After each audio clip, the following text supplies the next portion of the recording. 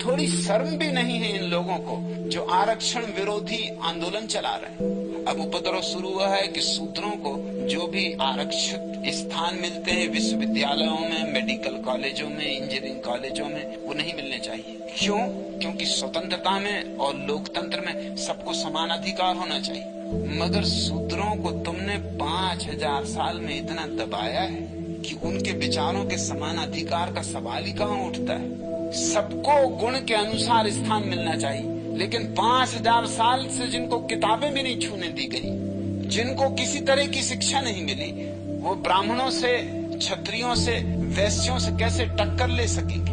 उनके बच्चे तो पिट जाएंगे, उनके बच्चे तो कहीं भी नहीं टिक सकते।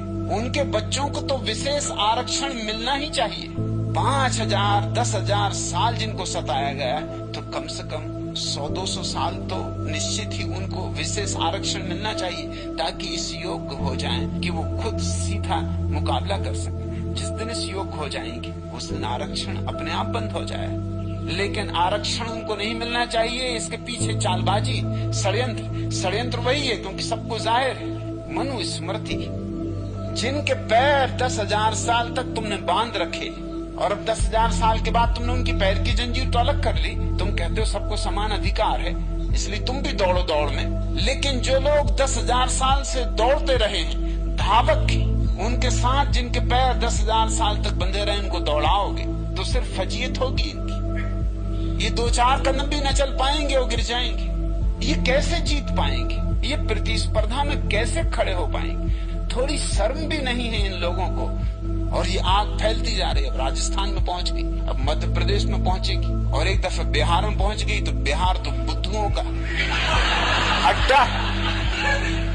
बस गुजरात के उल्लू और बिहार के बुद्धू अगर मिल जाए